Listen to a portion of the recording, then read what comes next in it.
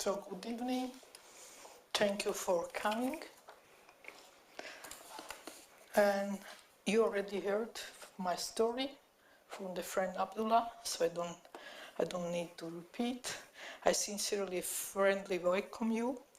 And so I want just to tell you that my purpose is to make bridge with religions between several nationalities, cultures, and that's now my mission. So it moved from, let's say, personal case. I have the Association for Peace, but I make now also for, let's say, for peace in the world. And I must say we are lucky that we found the harmony to live together in the beauty of the diversity. And I could find a way to come over my handicap as a victim of violence by supporting other victims through my association. And at the end of the speech, if you want, you could become also a member of my association. I'm going to show you just now. These are the rules, the first page of the rules, and at the end you can come and have a look if somebody wants to become a member. You are welcome. And that's a picture of me. That's my birthday picture last June. And now, if you want, we go and let's play a little bit of music just to introduce in the atmosphere before we go to the heavy stuff. So now, that's from Telemann, Concert for Flute. It's a G major played by Maurice Steger. Wait a second, I have to do with that. And the picture actually is related to another concert in Bern. From this one, I'm going to play at the end two pieces. The one I'm playing now has no pictures. That's a picture of Bern, and the other one was played in Milano live in 2011. So play. Wait. It's not so easy.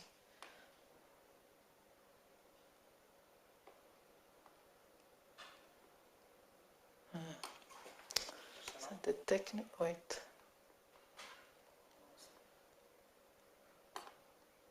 No.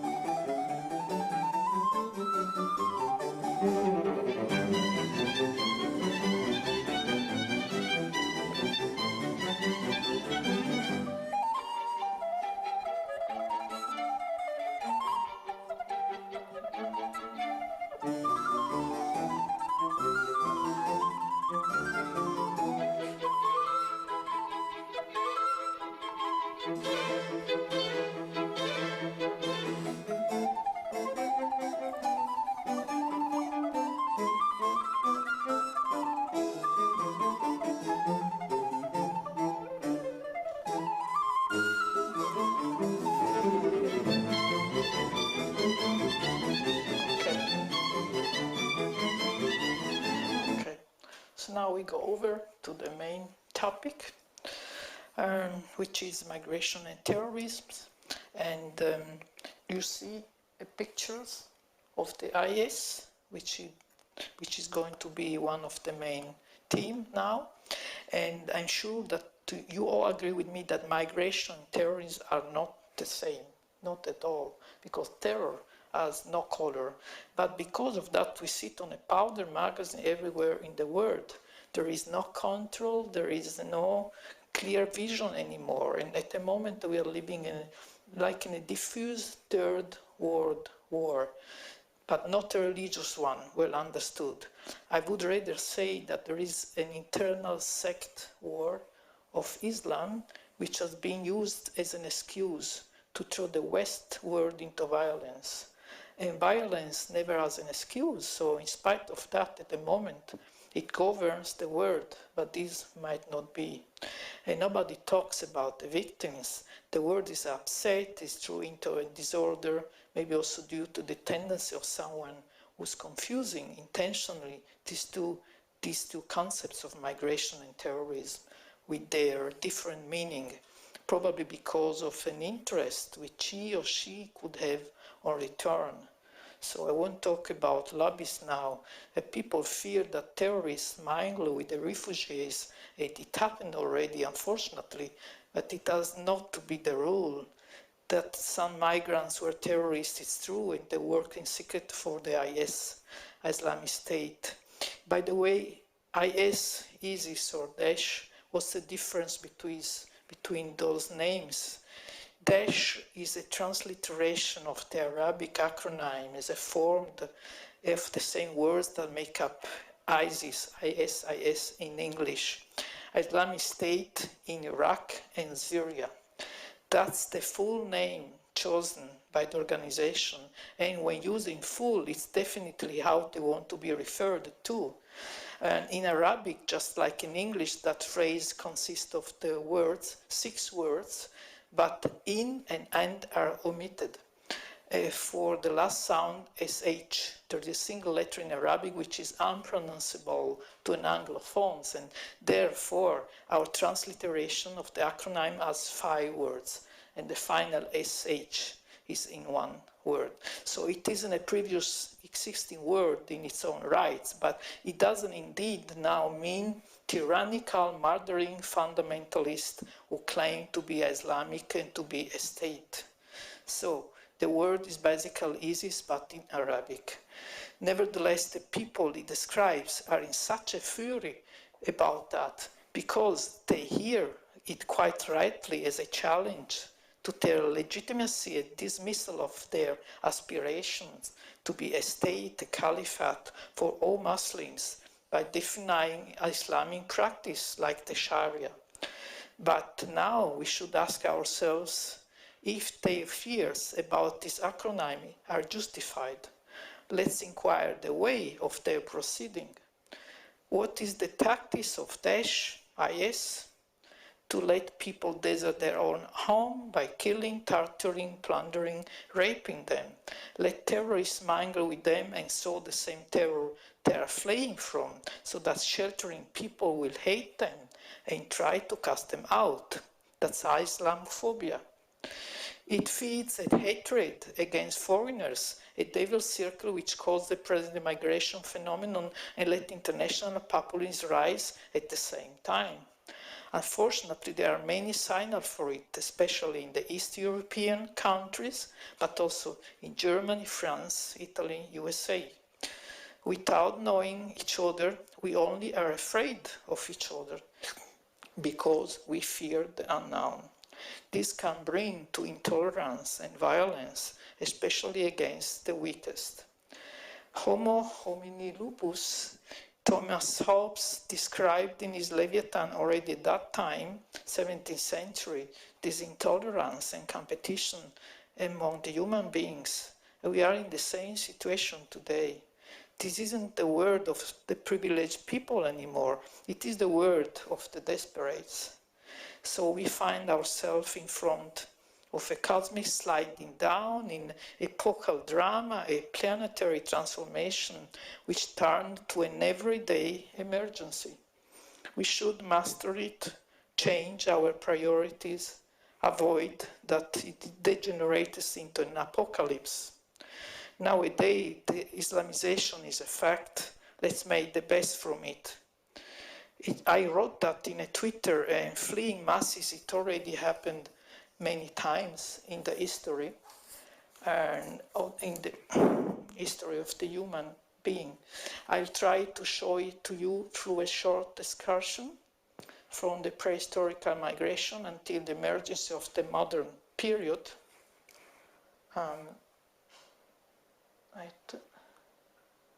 So you see, we are there in the early human migrations, because since ever there was a push and a pull migration, a peopling or populate of the world began with the spread of Homo erectus out of Africa across Eurasia about 1 million years ago.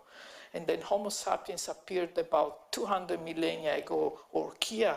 Kia is a period of time equal to 1,000 years, so kilo years, and seems to have colonized all of Africa, diverged into three main lineages about 150 Kia ago. They moved out of Africa some 80 Kia ago and spread across Eurasia before 40 Kia.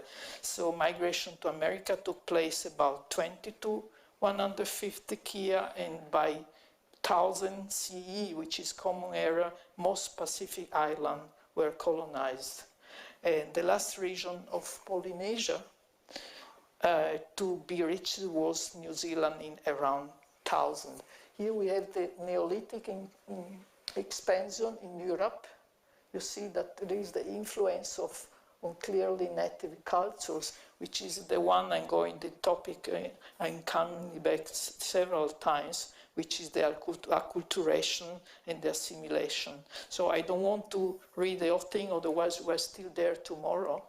I want just to spring there from the period of the Neolithic to the period of migration that separated antiquity from the Middle Age in Europe. It is seen as the Great Migrations, or the migration period, by Western historians, further divided in two phases. The first phases is 300 to 500 with the movements of Germanic, Sarmatian, Hunnic tribes, and especially the Hunnics coming from east in 375, and ended with their settlement in the areas formed a Western Roman Empire, Ostrogoth, Visigoth, or this thing, where they even assimilated the Roman law and church, which is called acculturation. The second phase, 500 to 900, with Slavic, Turkish, and other tribes on the move, resettling in Eastern Europe and gradually making it predominantly Slavic. In the same period, more Germanic tribes migrated within Europe, Lombards, Italy, Angles, Saxons, and Jews, the British Isles, the Arabs, Bulgars, Huns, Vikings, etc. The last phase of the migration saw the coming of the Hungarians to the Pannonian Plain. And when we talk about Völkerwanderung, migrations of the peoples, we refer to these Germanic migrations, according to German historian of the 19th century. But we also used to call it barbarian invasions. So this migration period is connected with the simultaneous Turkish expansions, which at first displaced other people towards the west.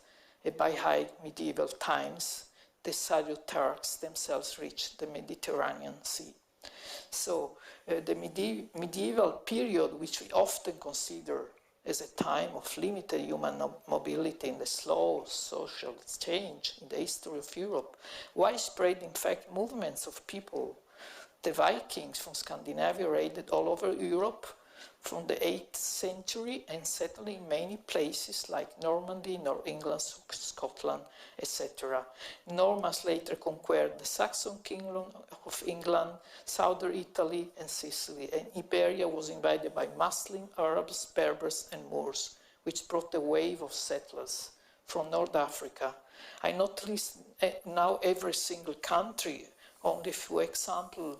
European Christian armies conquered Palestine during the Crusades, 11th to 13th century, and founding then Christian kingdoms. Migration of Germans took place into East Central and Eastern Europe, reaching its peak 12th to 14th century, partly following territorial gains of the Holy Roman Empire.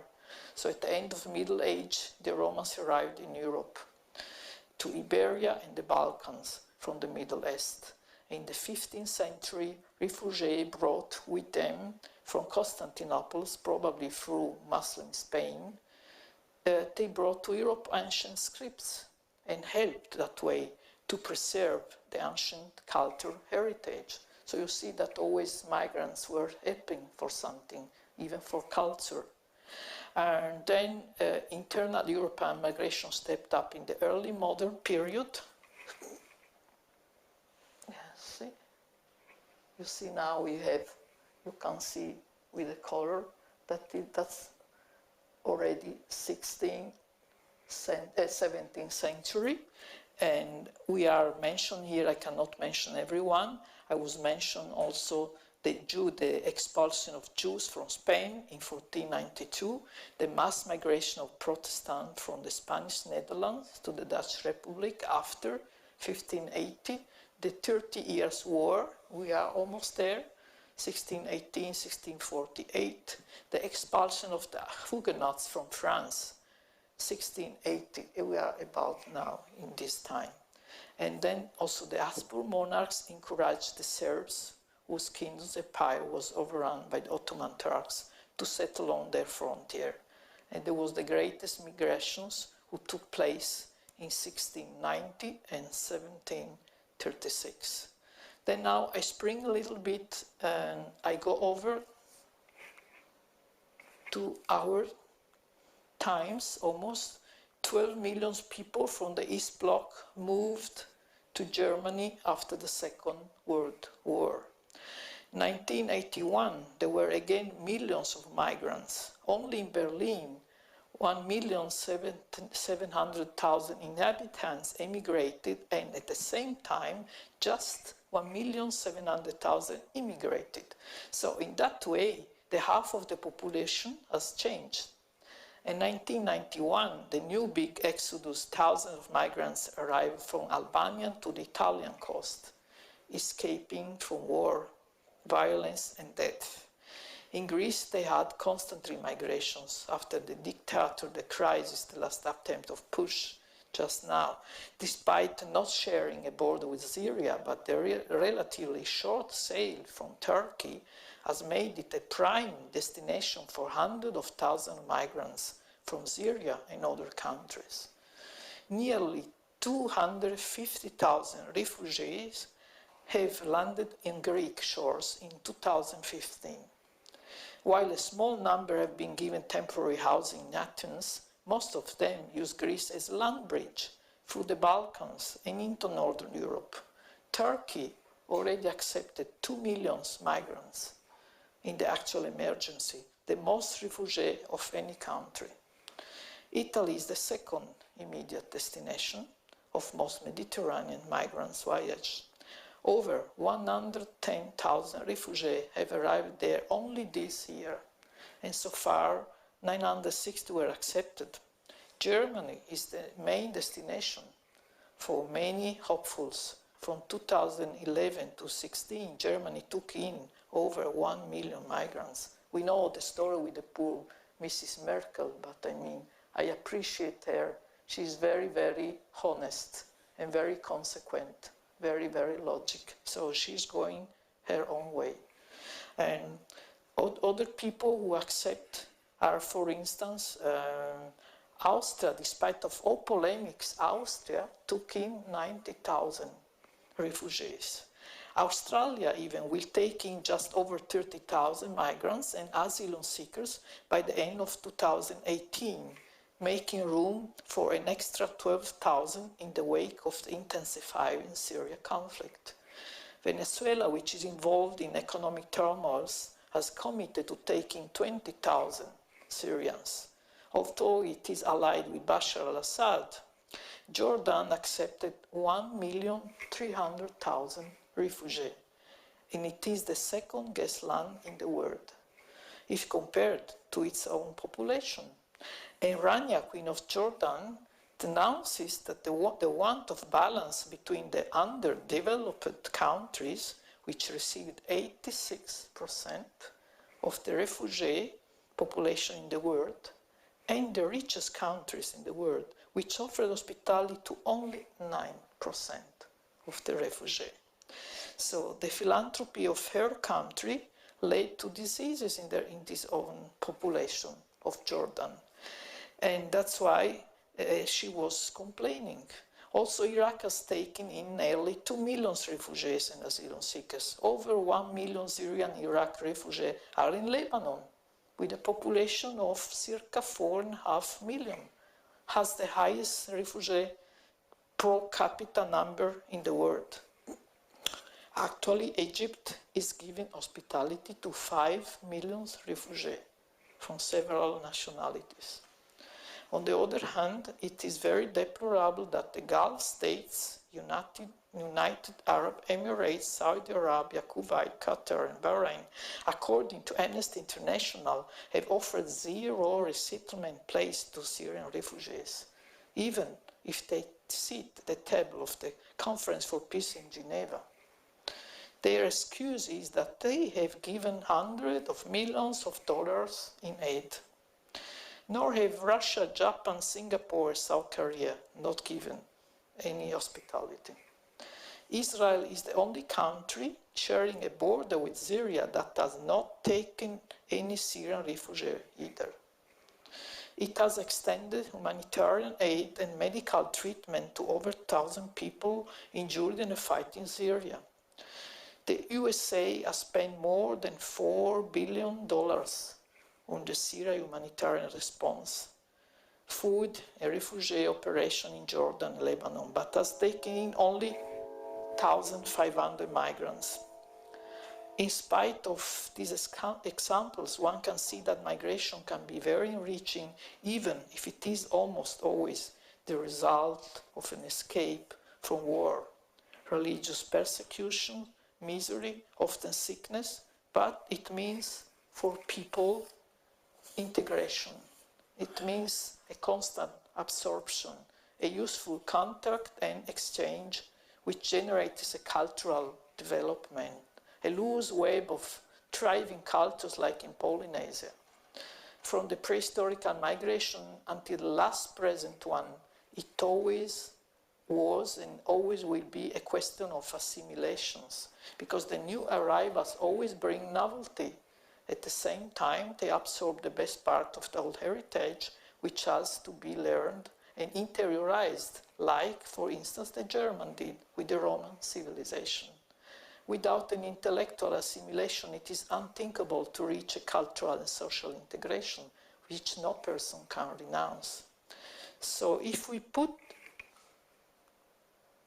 no, it's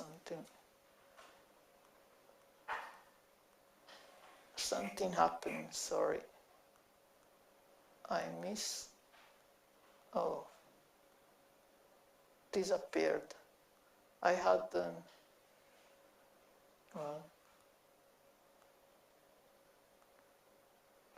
okay.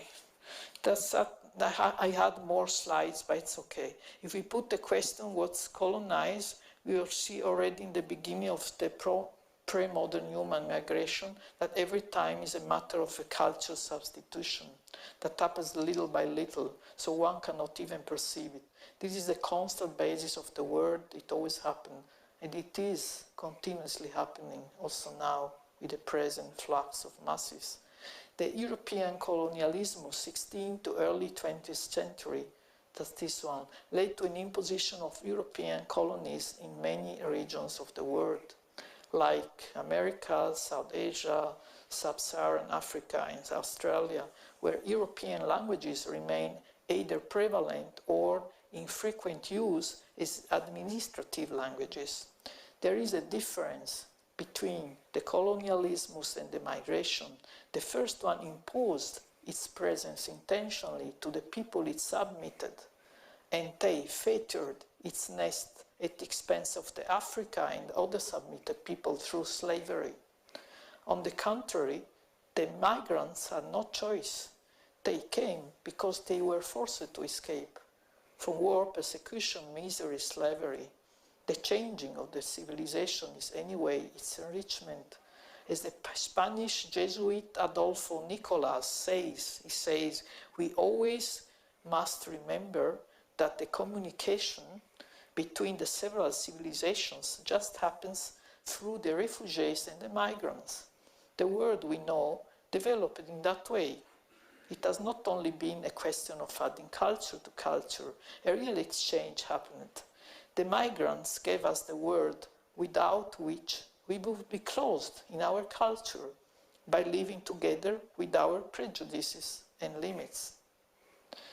I always personally played the beauty of diversity. It is no one's fault of the place where she was born. Even less she's fault of his or her own skin color or religion, the place of birth and death. Really, we cannot choose them. They belong to real general justice, like the birth and the death themselves. All the human beings are migrants once in their life. Each of us is a stranger almost everywhere except just in one place. Some of them are, unfortunately, everywhere. Let's try to give them a fatherland. It could become our merit in this and the other world. As reported the last G20 in September 16 in Lanzhou, China, presently there are 65 million people fleeing from war, third to poverty. 5 million only are from Syria.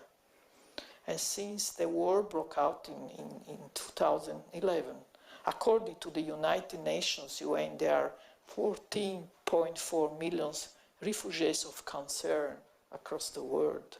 Further, 800 million people live in extreme indigence.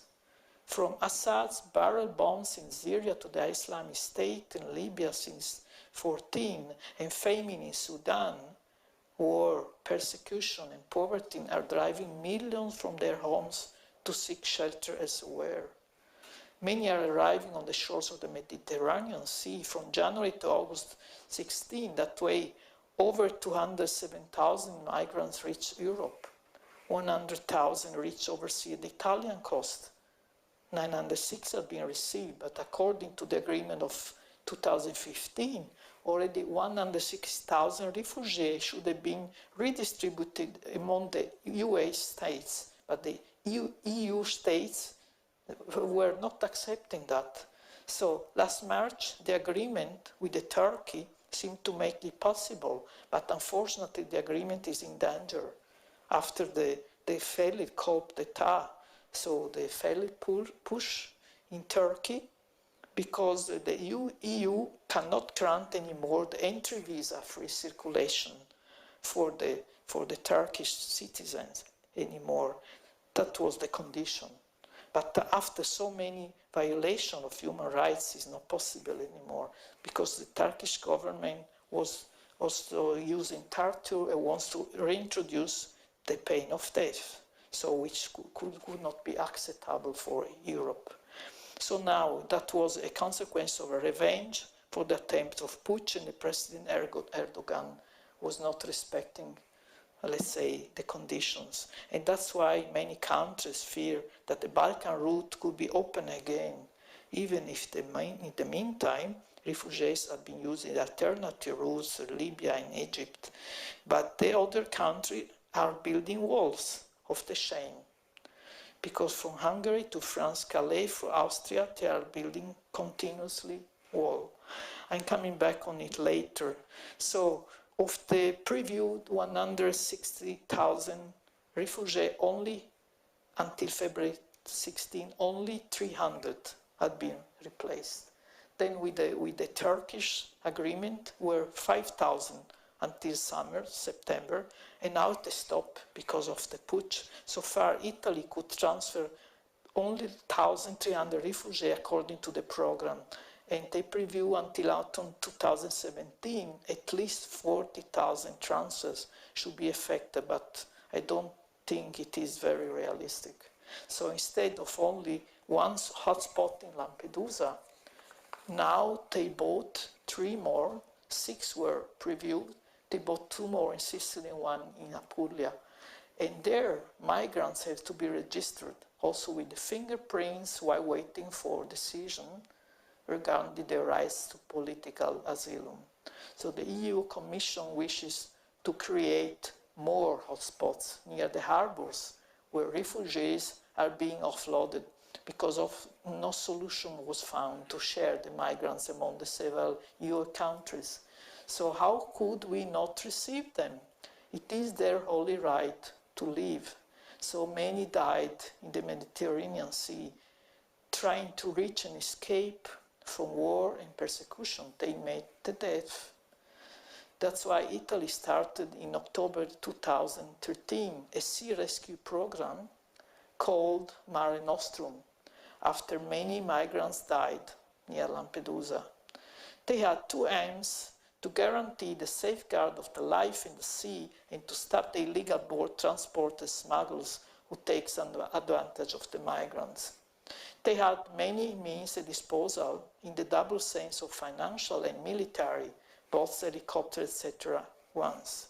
They hired boats, high equipped medically, etc. as well, were allowed to push forward close to the coast of Libya to bring their help. That way, they saved over 160,000 migrants and delivered 366 illegal transported to the authority. It is, it is sad that they had to cease this service in October 14, less than 1 year since they began. Then they gradually accompanied the new boats of the service Triton, which is a reduced service version, because it has 9.5 million euro monthly at disposal. They have for Mare Nostrum against 2.9 million euro at disposal for Triton. So it's much less. Triton starting on November 14 and is an European mission spread by Frontex, which is the European Frontiers Agency. Its commission is not to save lives in the sea, but to control the frontiers, which is its institutional mission.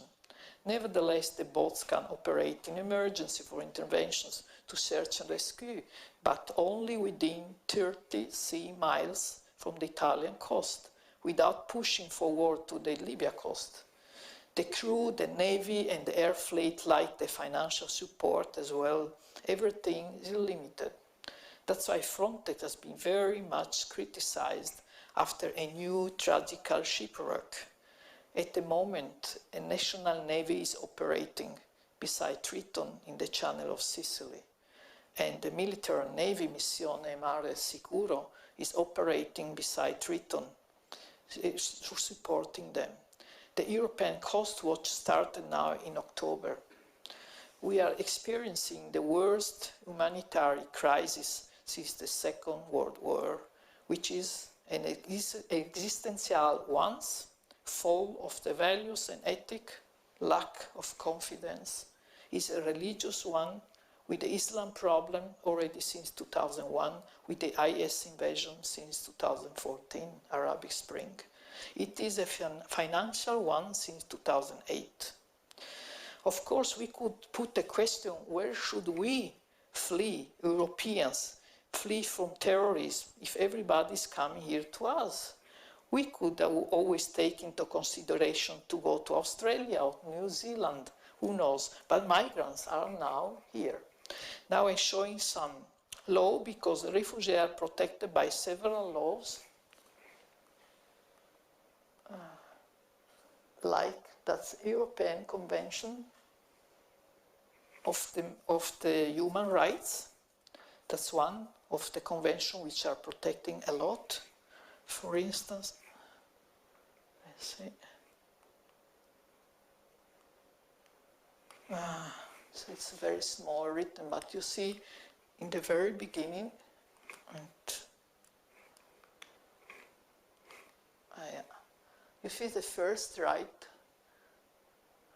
you have to respect the rights of the humanity. Second is right of life. Then it's the torture is forbidden of torture, and then also slavery is forbidden, and also you may not force people to make some works they don't want to, and then also that's very important, right of freedom and security. I mean, I cannot show all the articles because otherwise tomorrow I'm still there. But anyway, they are protected also by the convention, Geneva Convention. This one's very important, convention related to the status of refugee. And you see it was taken into force in 50, December 50, and there are many important articles. I choose this one because here is a prohibition of expulsion and return, no refoulement. That's very, very important, because now, with the story, with the walls and all this thing, with Turkey, etc., they just want to expel people who didn't do anything, let's say, grave, who didn't do any criminal act. And so they should theoretically be protected by this law, by the Convention for Human Rights. I show you the Universal Declaration of Human Rights, which is that one. Also, you see, you have first article, also freedom, justice, solidarity. You know, discrimination is forbidden anyway, also in the other laws, the right of life and freedom. Also here, slavery is forbidden, torture is forbidden, and people are to be recognized as a right person. So there are so many articles interesting, but I cannot, make all of them. There is, for instance, there is a very thin border between a political and economic refugee, as everyone has the right to choose a better and dignified life. For instance, there is Article 25 of the Geneva Conventions, who says that allows them to choose a place where they can settle down and build a better dignified life. So most of the European countries consist of migrants population who all emigrated a long time ago to look for better life conditions. So to build walls in Europe struggles against any human right that is represented by all these conventional declarations, which have been signed and ratified by the same countries which build now such walls, whose governments make themselves guilty of several violations against all these conventions, the Geneva Conventions, the Universal Declaration of Human Rights, the European Convention for Human Rights, and also more things like, let's say, wait a second, they are against, they are against the UNO Charta. The UNO Charta also has many articles concerning also refugees, and also they are, let's say, violating many human rights, not only for the refugee, but generally speaking. And then, wait a second, against every convention, there were also several governments were, let's say, pleading for put refugee on island, to isolate them, for instance, in Ireland, very far away from the coast. That's another example. And these are all things that are prohibited by all this, by this UNO Charter. The Amsterdam Treaty, for instance, which came in force in 1999, it was focused on the Treaty of European Union, created by the Maastricht Treaty in 1992. Then they're also against the Dublin Convention of 1990, and the European Council of Tampere in 1999, also with the article non-refoulement. So these ones are protecting refugees. And anyway, what would Sir Winston Churchill about those walls say? He who played the unity of Europe in his famous speech, September 46, in this university, when he said, "Let's Europe arise." He would not approve the Brexit either, but really he would not suffer those walls after Europe has been struggling so long to have the Berlin Wall fall. So beside, around, or near those walls, entire towns arose from nothing, a totally new urbanization called the New Migrants Towns.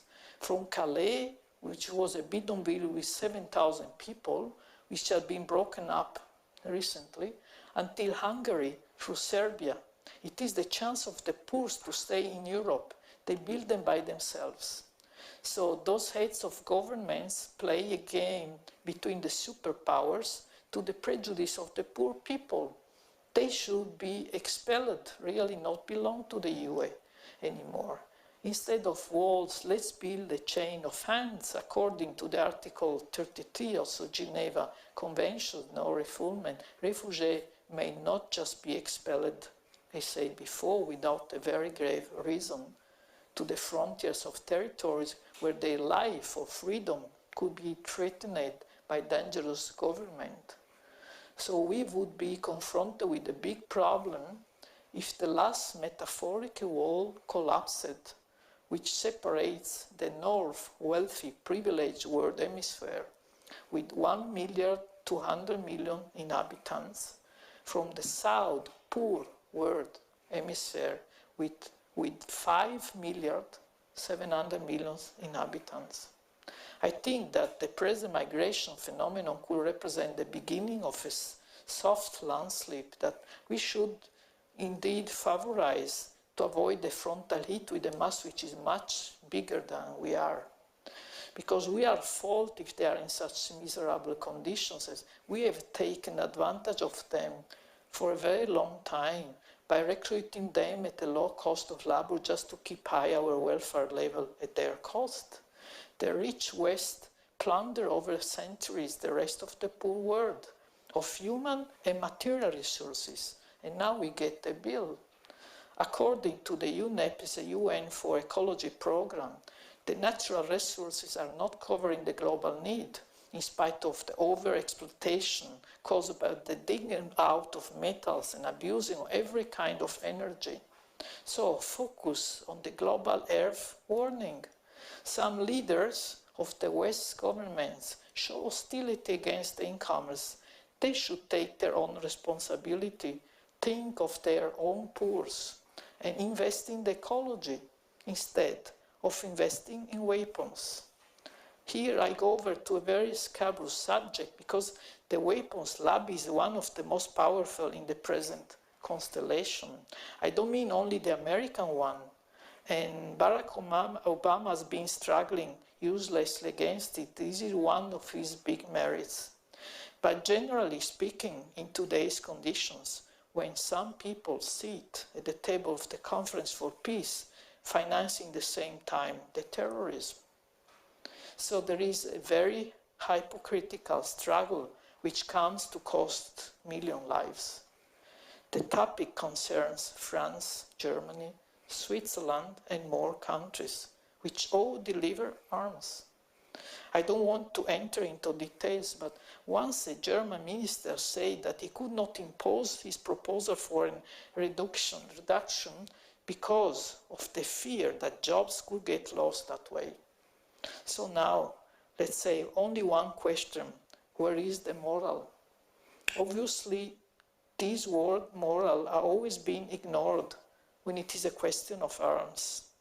And there is a violation in the violation because the use of special bombs and chemical arms, which is internationally forbidden, chlorine, ypres, napalm, are being used by the IS, the URS, and the US Army.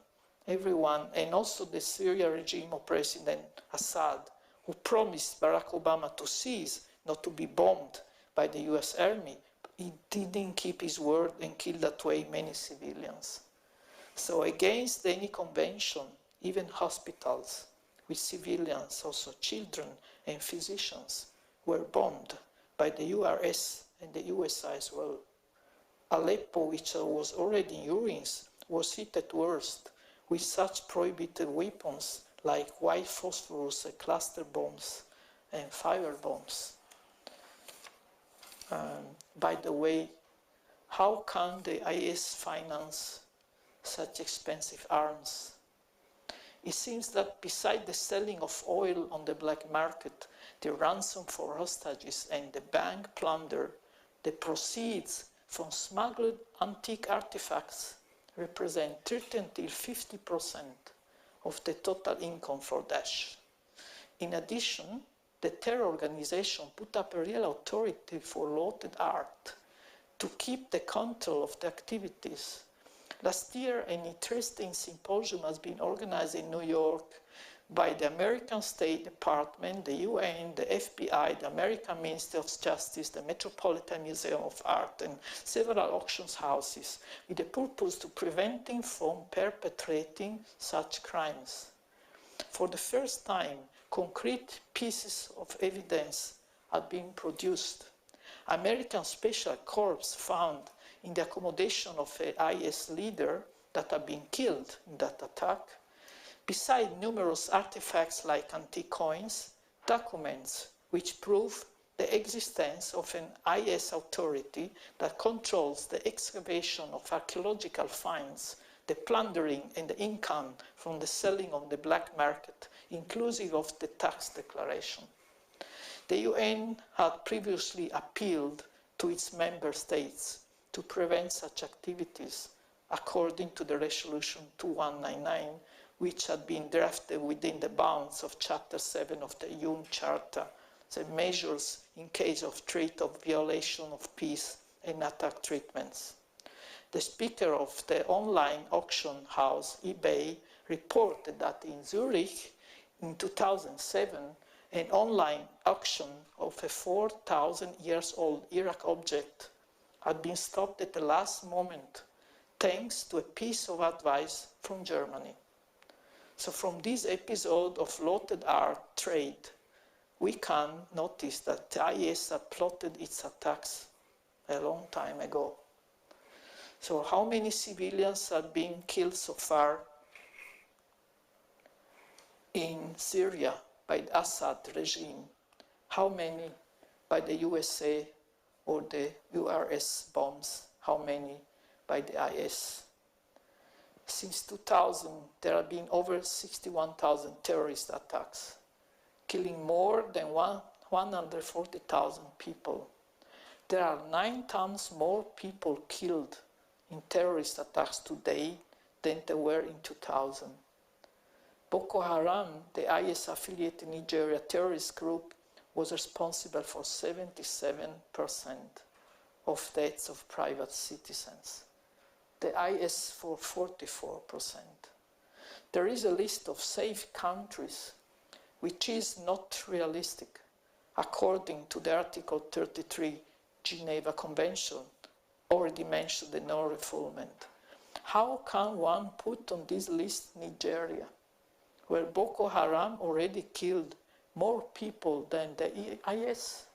Nigeria-based Boko Haram and IS were responsible for 51% of all global fatalities in 2014, claimed by any group, and almost 40% of all fatalities according to the Global Terrorism Index, published by the Institute for Economic and Peace.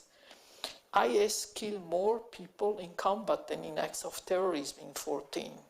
The Nigeria jihadists who pledged allegiance to the IS in March 15 killed more people than their fellow Islamists, claiming over 6,600 lives compared to 6,000 something. So parts of the affected territories stood until recently under their control. 400,000 kids and young people are suffering there under highly dangerous insufficiency of nutrition. Altogether, 4,400,000 people are befallen by scarcity of food. All are fleeing from the terror militia, according to the recent UNICEF report from Geneva. The Taliban, the former deadliest group in 2013, was ranked now 3rd in 2014.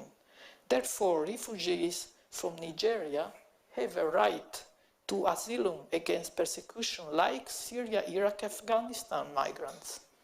They are all, as also we are, all facing the threat of terrorism. Since 2001, New York 9/11, that changed our lives. The world is busy with the search of a solution against the extremist Islam. The Twin Towers attack led first to the war in Afghanistan, then in Iraq.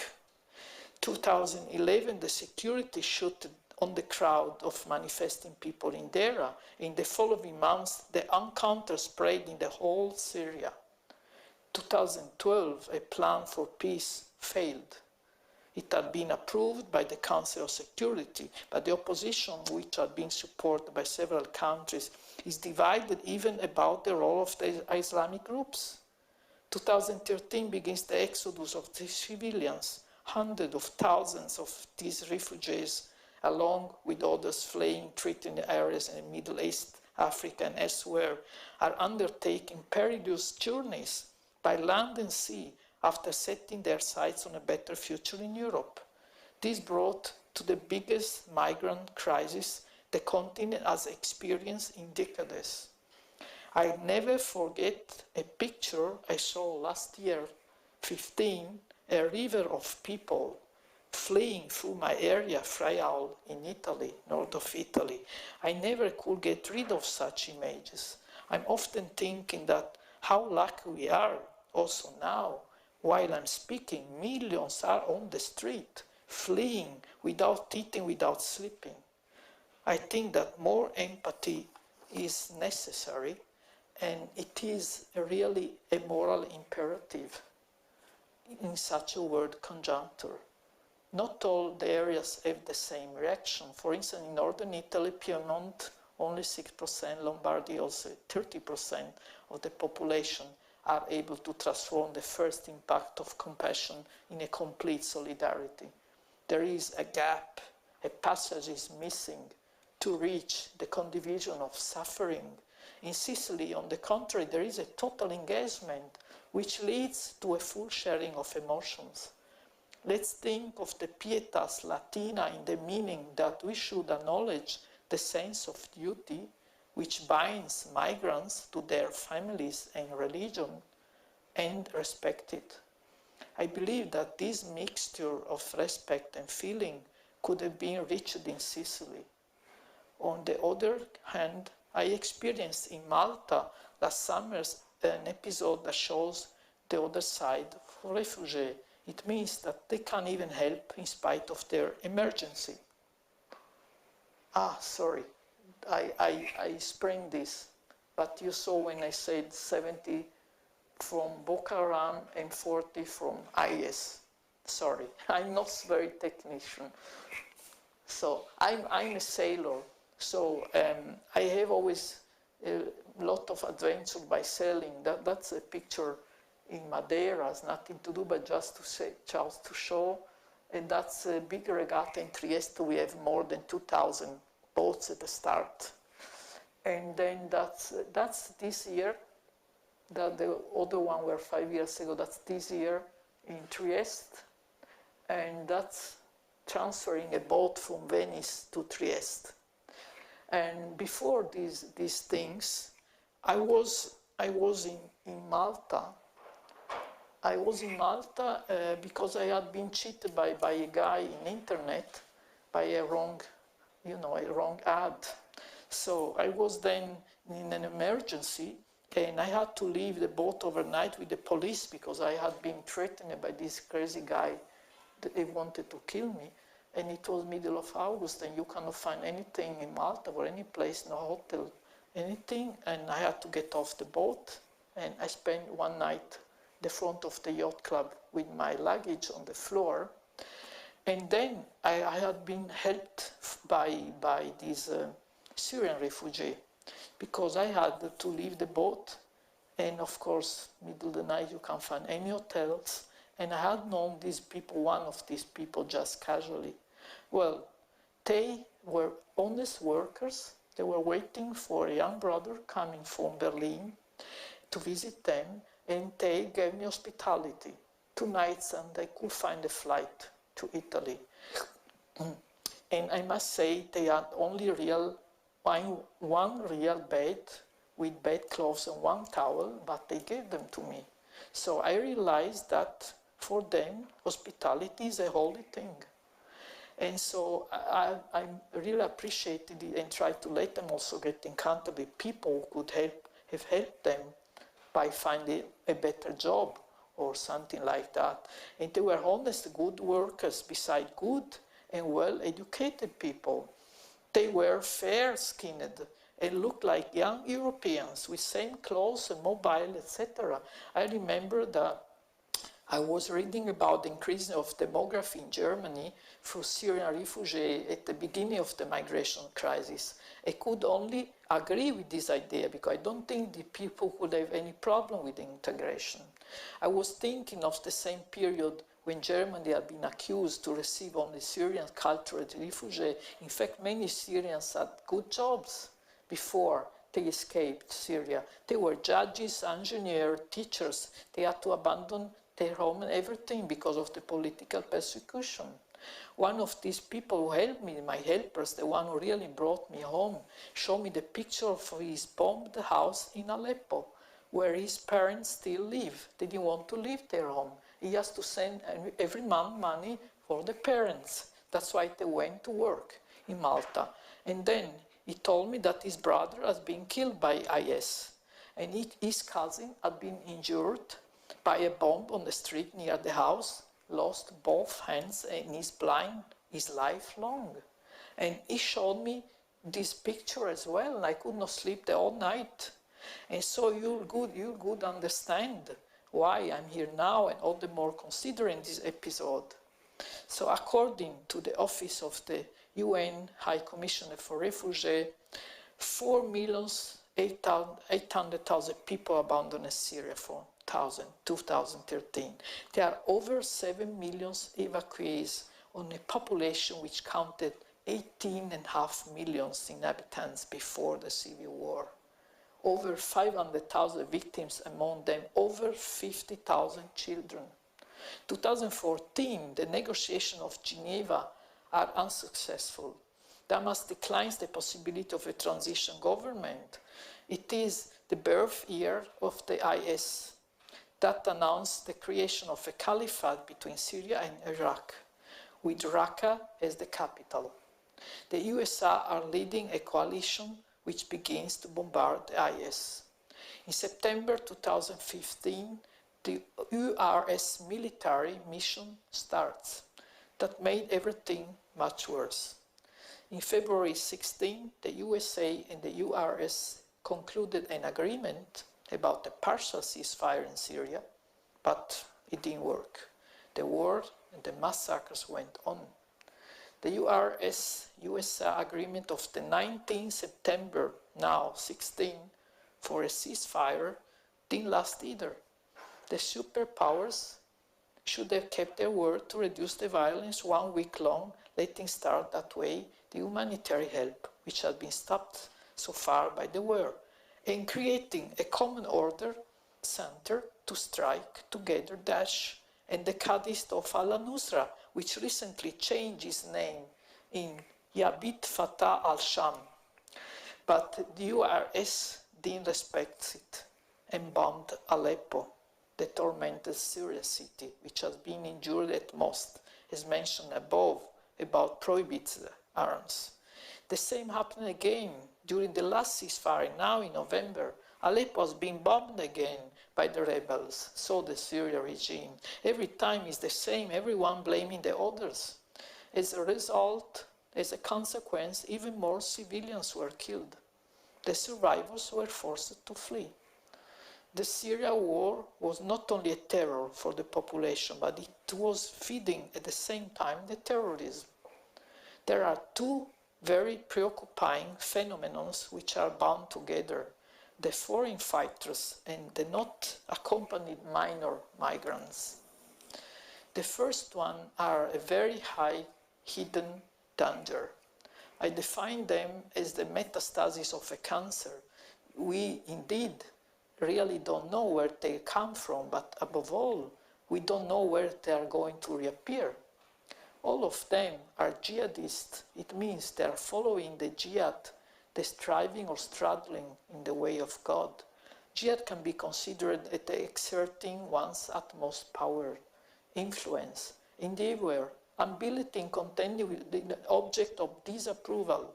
It can concern the military aspect or one's striving to attain religious and moral perfection. In both senses, it is taken to mean intervention against non-believers, non-Muslim combatants, and it is the only form of warfare permissible in Islamic law. For the IS fighters, not only it allows them to use violence to establish the Daesh, but they feel it as a duty. How high can be the degree of such perfection to be reached is the matter of the right or wrong interpretation of the Quran, which is exactly the topic on which I'll be coming back at the end of my speech regarding the recruitment in internet of such IS foreign fighters. That's why many states cast out suspect young people who could have radicalized in Syria or wherever and come back to make attacks. In all the horrible attempts in France, Belgium, etc., we can find them. To the second category belong abandoned children, mostly orphan boys, girls, who lost their family during the dangerous trip to Europe, have been kidnapped and built up to kamikazes in camps.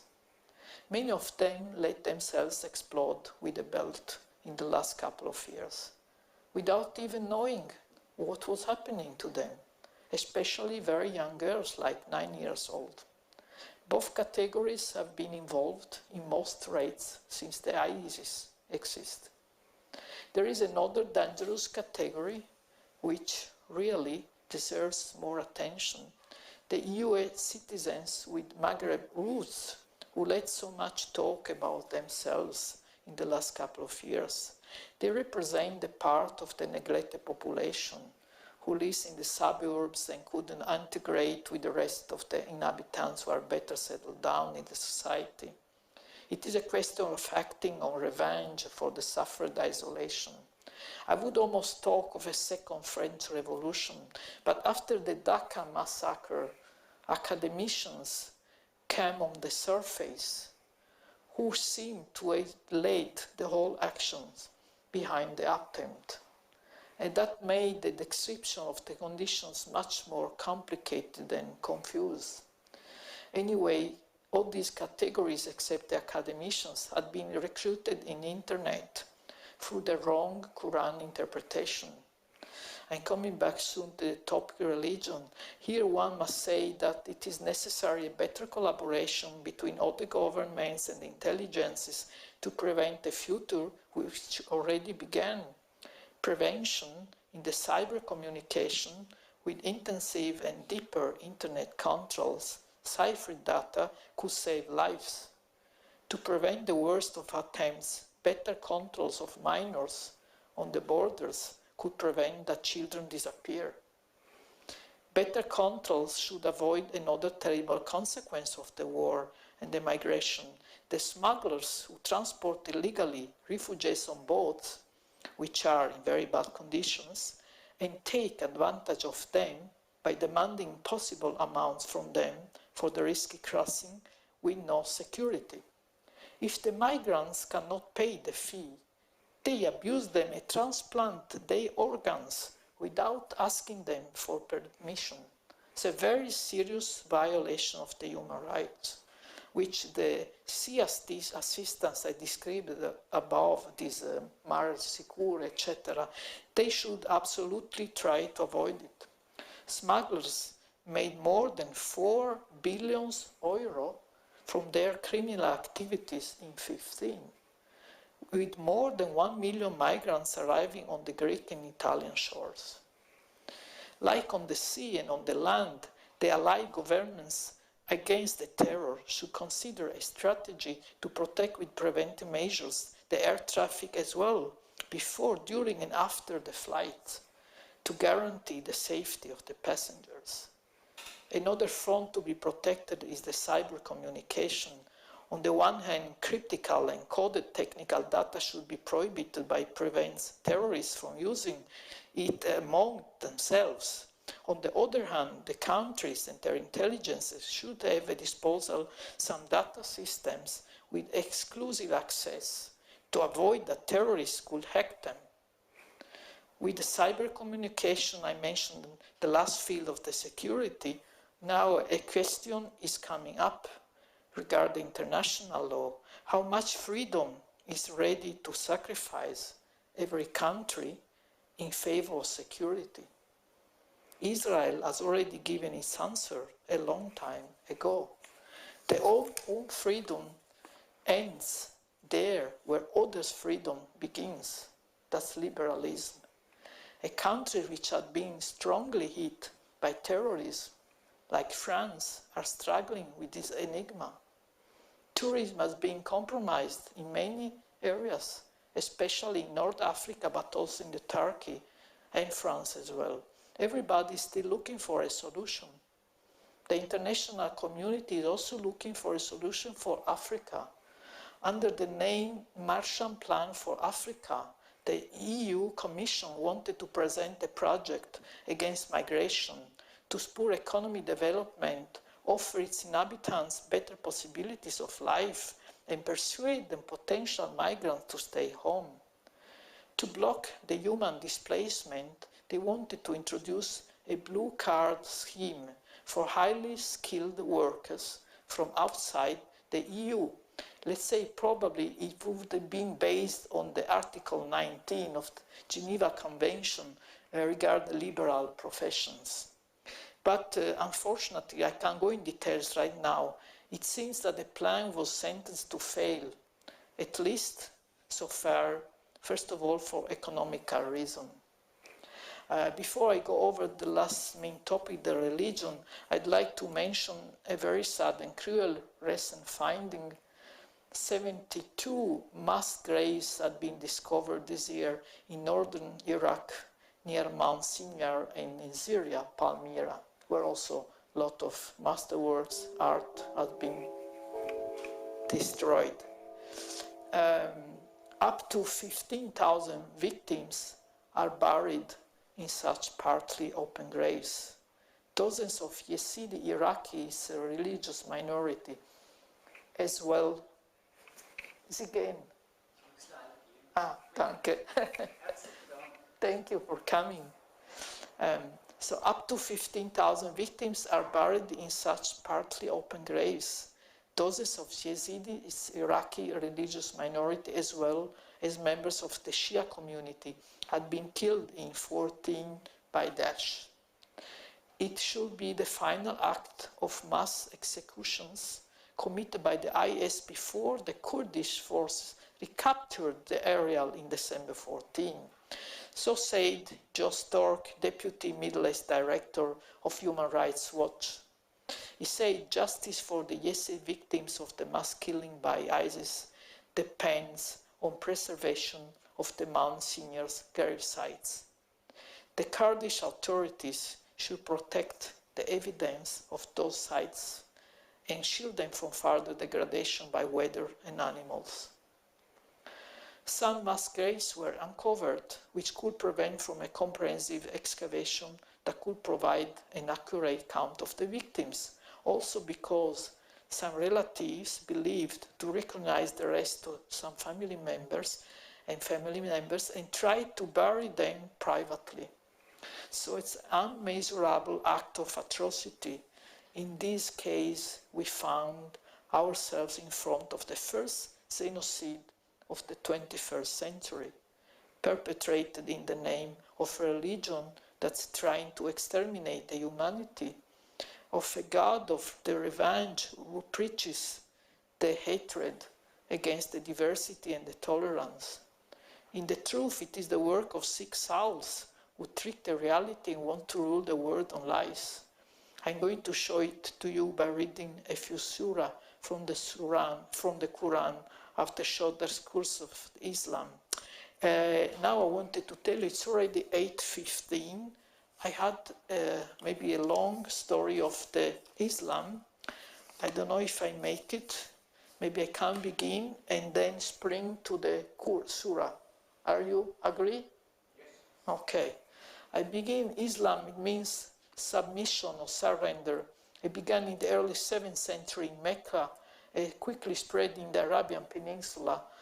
By the 18th century, the Islamic Empire was extended from Iberia in the west to Indus River in the east.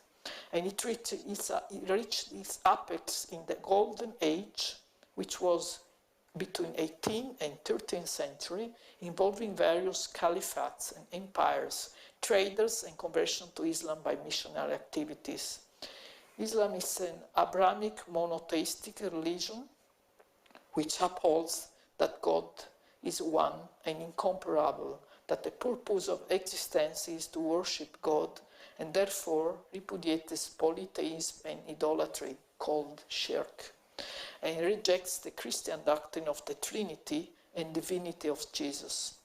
It is the world's second largest religion, over 1.7 billion followers, or 23% of the global population, known as Muslims, which means the ones who submit or the ones who surrender.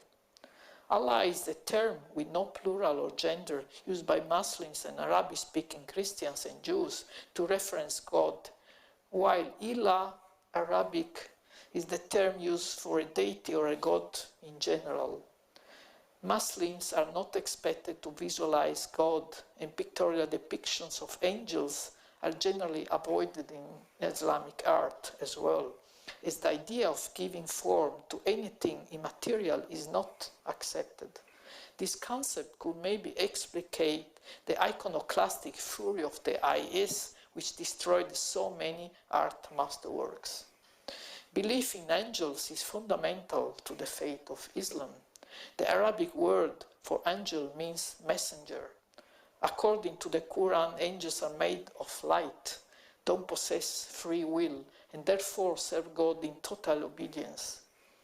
Muslims believe that the verses of Quran were revealed to Muhammad, the last prophet of God, by God himself through the Archangel Gabriel on many occasions until his death in 632. Muslims believe that the prophets are human and not divine, and that they are all preached the message of Islam's submission to the will of God.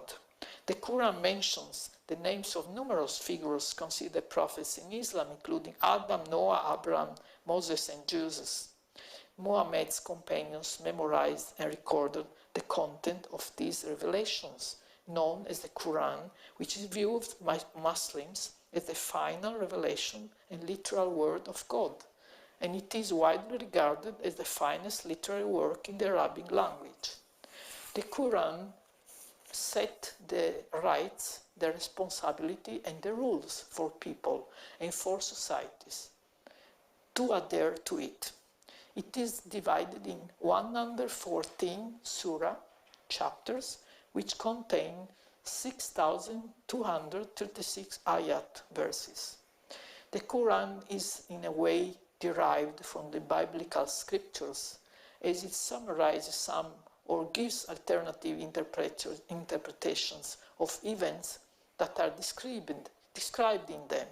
The Quran has been dictated by Muhammad, and it is used along with the Hadith to interpret Sharia law.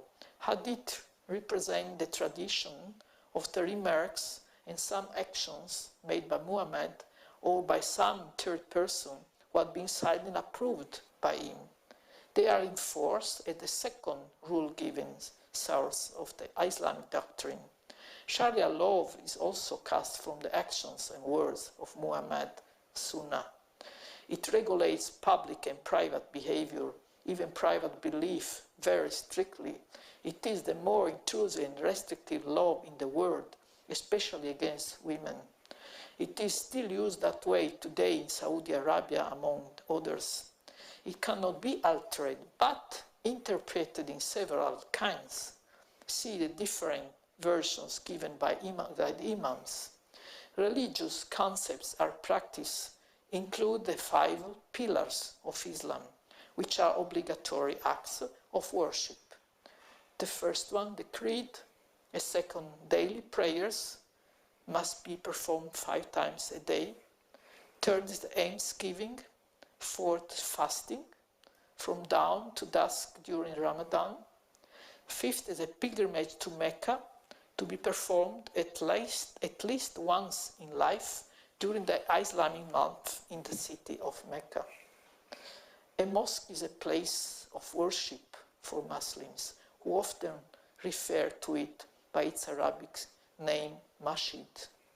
The word mosque in English refers to all types of building dedicated to Islamic worship, although there is a distinction in Arabic between the smaller, privately owned mosque and the larger collective mosque. The mosque serves as a place of prayer, but it is important as a place to meet for the Muslim community as well. Modern architecture, modern mosques has evolved from the early designs of the 7th century and contain a variety of architectural elements such as minarets. Muhammad preached to the people, imploring them to abandon polytheism and to worship one God. He was persecuted with his followers, which resulted in the migration to Abyssinia of some Muslims. After 12 years of the persecution of Muslims by the Meccans, Muhammad, with his relatives and the Muslims, performed a Hijra emigration to the city of Medina and established there his political and religious authority. The constitution of Medina was formulated, instituting a number of rights and duties from the Muslim, Jewish, Christian, and pagan communities of Medina. The Arab tribes in the rest of Arabia then formed a confederation which struggled to conquer Medina. After battles and treaties between Mecca and the Muslims, Muhammad brought surrounding desert tribes under his control, besieged nearly bloodless Mecca, and by the time of his death, 632, he had united the tribes of Arabia into a single religious polity. After his death, caliphs began to rule the country.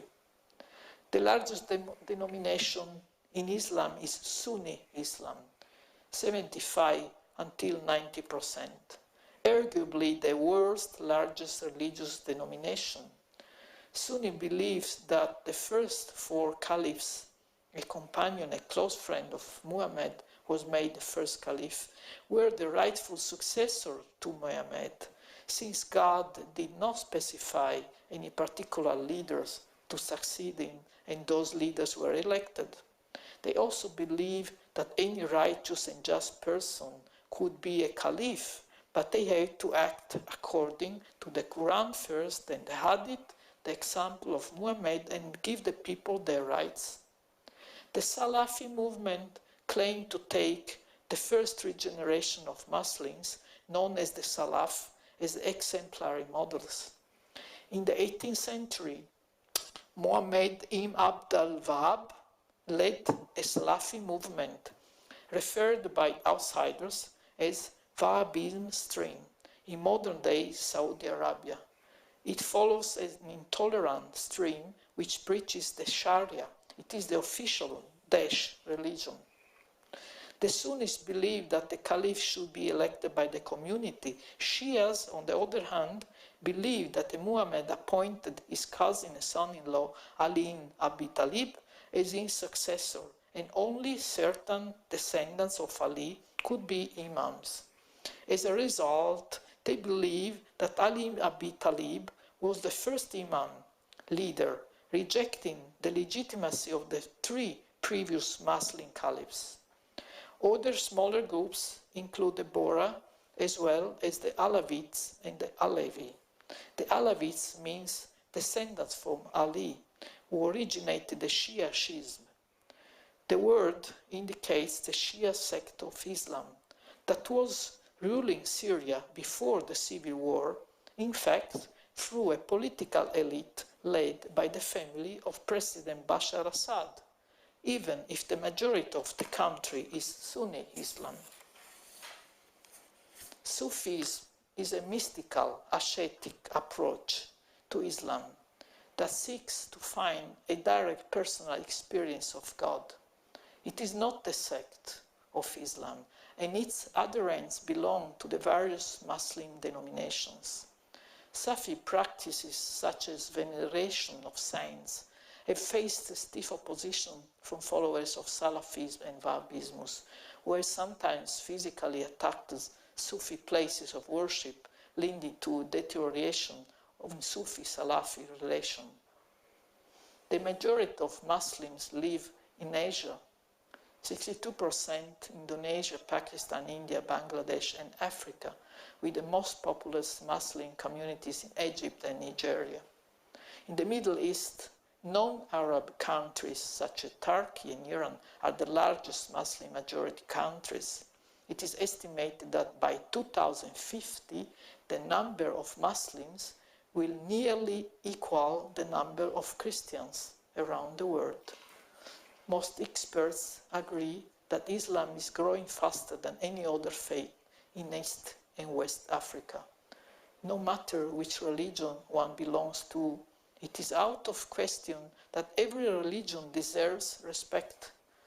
Therefore, I'd like to turn your attention to a special episode which happened in Malta, while I was spending there this saily vacation last summer that I mentioned above, and led to an international legal dispute. I think it could be of general interest to see how the action of single persons can involve a whole community, even a state and its legislation. The facts: end of July in Malta at Mater Dei Hospital, slices of pork were placed between the pages of several copies of the Quran in a multi-faith prayer room. Obviously an attack against the eating habits and prescriptions. But the despising vilification was accompanied by a printed A4 paper with the wording R.I.P. Fr. Jacques Hamed, victim of Islam and its liberal progressive apologist. A religion with blood on its hand cannot complain that its books are soiled. And we are again within the dispute I mentioned at the beginning of my speech. It means the incitement to hatred against Muslims, the Islamophobia caused by the confusion between the normal Muslim believers and the extremist perpetrators of such acts. In addition to that, the decision of the Maltese government to remove the vilification of religion, which is relatively easy to prove for Maltese laws, will make it harder for police and prosecutors to prove the intent of incitement to racial hatred without there being a series of prior actions to support their claim. A sharpened debate between politicians and jurists has been provoked by this act that I would personally describe as very sad. Now, let me read for you a couple of surahs from the Quran, just to have an idea of this religion. I must permit that I was born Catholic, but I'm not a practicing one.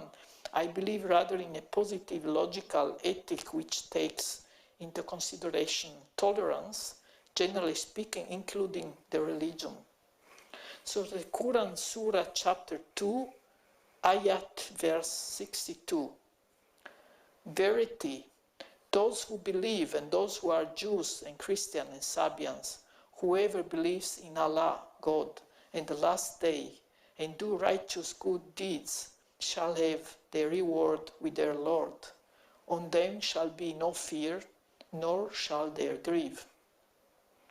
From these verses you can deduct that Muslims believe in the day of the resurrection, which is preordained by God but unknown to men, just as Christians believe. It is also the same belief, like for the Christians, that all mankind will be judged on their good and bad deeds and deserve the paradise or the hell according to them. I must tell anyway that I was amazed in reading this verse and seeing that several religions have been justly considered. The second one, chapter 2, verse 136, say, we believe in Allah and in what has been revealed to us and what was revealed to Abraham, Ismail, Isaac, Jacob and the tribes, and in the books given to Moses, Jesus and the prophets from their Lord. We make no distinctions between one and another among them. And to Allah do we bow our will in Islam. So here, all the prophets from several religions have been equally presented, and announced and honored. What a surprise. So I mean, for a non-Muslim believer, I'm almost finished. Now I have another famous chapter, 109, very famous surah. You have your religion, I have my religion. So this verse is very famous.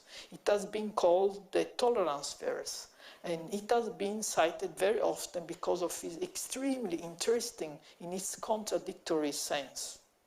In fact, on the one hand, it contains originally aspects of the freedom of religion, and Islam would quote it to present itself as a tolerant religion, also in the mosques, even in television broadcastings.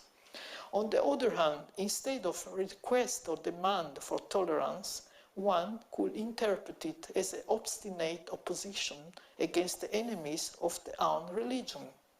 According to the Islamic tradition and the West research about the Quran chronology, this verse belongs to the earliest passages of the Quran revelation, when Muslims were victims of bitter atrocities and had to suffer the strongest oppressions. Therefore, they had to give up the Islam or to be executed. They were not rulers, but oppressed, and could not be an object of tolerance confronted with the ruling unbelievers, but only from the side of the pagan folk. Nevertheless, no tolerance was felt, so that the Prophet had to demand radically for the freedom of their own religion in favor of his community. He says also, I don't honor what you honor, and you don't honor what I honor. You have your religion, I have my religion. So, could this be an excuse for the IS to get the upper hand of the West through the wrong interpretation? Maybe a good subject for our discussion afterward. I'm almost finished. 2 more chapters. That's also very interesting, chapter 2, ayat verses 191. And kill them on any battlefield you can either catch them and cast them out from there where they cast you out. For oppression is worse than to kill. However, don't struggle against them near the holy places of worship, as long as they don't struggle for their part against you. But if they struggle there against you, then struggle against them. In such a way is the reward of the ungratefuls. Still, if they stop war, so is God merciful and ready to forgive, and struggle against them until there is no more oppression, and until the judgment belongs only to God. Nevertheless, if they stop oppression, there may be no violation unless against the violence. So these verses are known like the scandal verses. But what at first blik seems to be brutal, and it could be manipulated and instrumentalized by radicalized heads, is only a defense against persecution. In reality, these verses, like the ones I read before, Surah chapter 109, date from the times when Muslims were oppressed by the Meccans, who tried to induce them to break with their faith. In fact, they don't talk about an argument with people who don't believe or believe differently, but about the, at the time, current fights with the Meccans. If we read and see them that way, in these verses had been put a liberal fundamental position regarding the difference of religion and opinion. In there, no one has been animated to kill innocent people, especially kids or women, just because they exist and don't believe in the same God. Within, we are in the main topic of the current time regarding the terrorism. And now the last surah. And if God had liked it, all the people together who are in the earth would have been believers. Do you want now to force the people to believe? So it's very funny. These and the following verses are a surprise for the West non-believers, and at the same time they show that the aim of Islam struggle is, according to the Quran, not the obligation to accept Islam, but absolute freedom of speech. there is the one more, and say, it is the truth that comes from your Lord. The one who likes it may believe, and the one who likes it may not believe. So you see, free of different positions, free of speech. As mentioned at the beginning, I'm a victim of violence myself. Nevertheless, I found the energy to use this big tragedy and this enormous sorrow to make a common good of it instead of becoming a how do you say, hatred preacher. So to give concerts for peace belongs to it as much as to give lectures I'm doing now. Another aim I'm pursuing is to organize a council now for peace by the Pope, where he could invite representatives from all the religions, even the crazy IS movement. Well, is it a religion? And look for the dialogue with them. The main problem would be to find a real partner in the talks by the IS, who's the actual leader there. Then the Pope could use an excuse, the Achilles heel of Daesh, which is, in my opinion, the wrong interpretation of the Quran, as it is deviating from the agreement of the religious community. And he could open with it the discussion. That way, the Pope could be a mediator through music. I read once that even Cardinal Koch is of the opinion to look for the dialogue with the IS, and in any case to get urgently in conversation with the Muslims about problematic points in the Quran, because no one has the right to kill, to injure, to threaten, not even to discriminate someone in the name of the diversity, whether of faith or of opinion. It was nice when Muslims were all over, they went to Mass in Catholic churches after the murder of the Catholic priest in northern France. And it was the proof that reconciliation is possible. What conditions would make the IS to cease? My other idea would be to propose to Daesh a world deal about a middle-aged fee, the Isha, which the Islam demanded at that time from the Jews to let them profess their religion in exchange of it. The IS seems to have reintroduced it in some areas, to have people from other faiths pay a fee in exchange of religious freedom. So that was my idea, to make an application of this fee all over the world and reach a permanent ceasefire. But of course, I'm not a politician. That should be proposed by the Pope or someone who has the power. And maybe they are in need of money. Maybe it could work. Who knows? I mean, could be a compromise to save lives. That's all. The other thing, is that I'm taking this path of mediation and tolerance. And besides, I'm trying to play in the near future a concert for peace dedicated to the Pope with my string orchestra from Milano, La Fenice di Milano.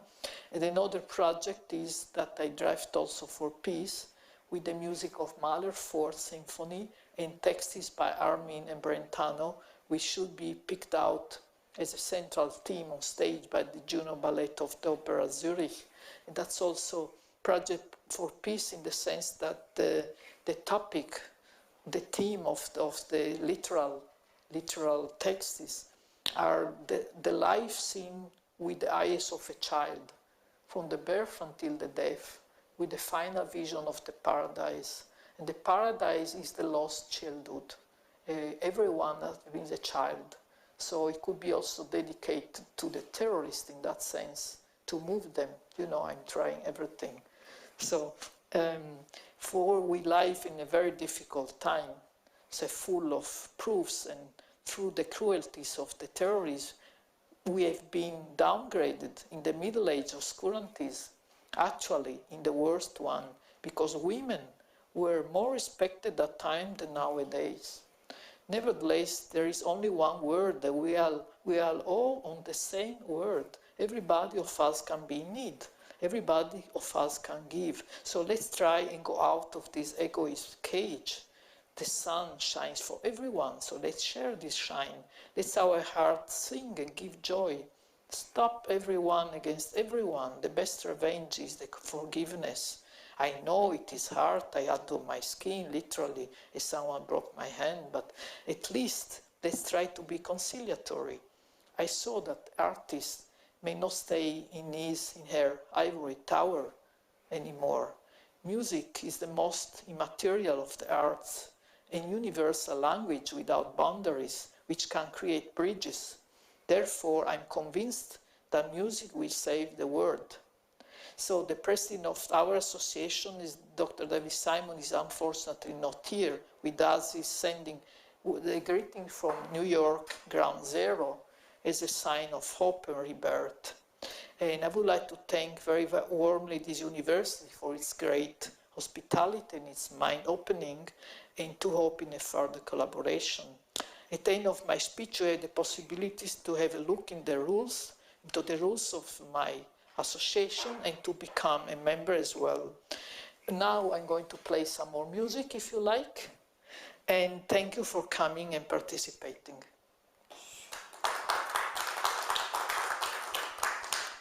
There is some Quran. Wait. These are the sources I've been using for all these press reviews and things.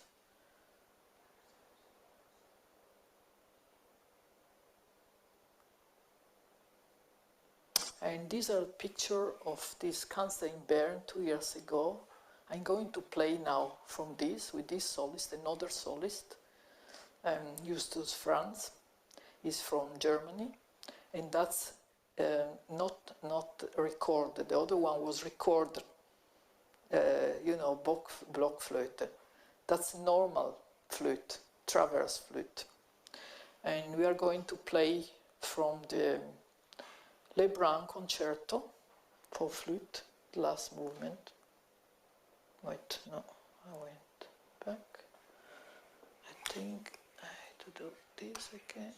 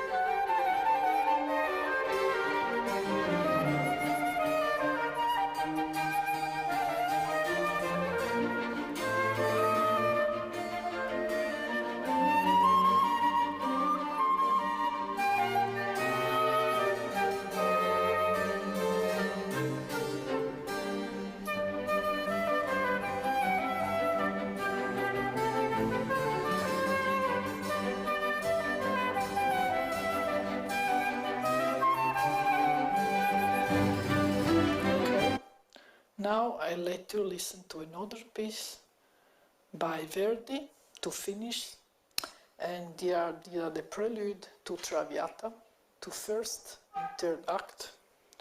Let's see.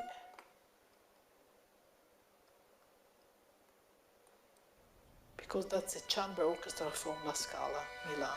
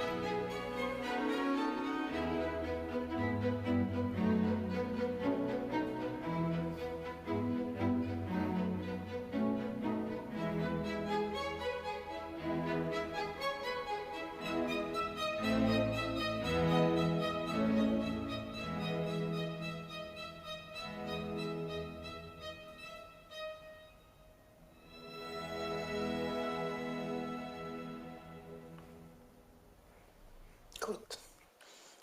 Thank you for coming.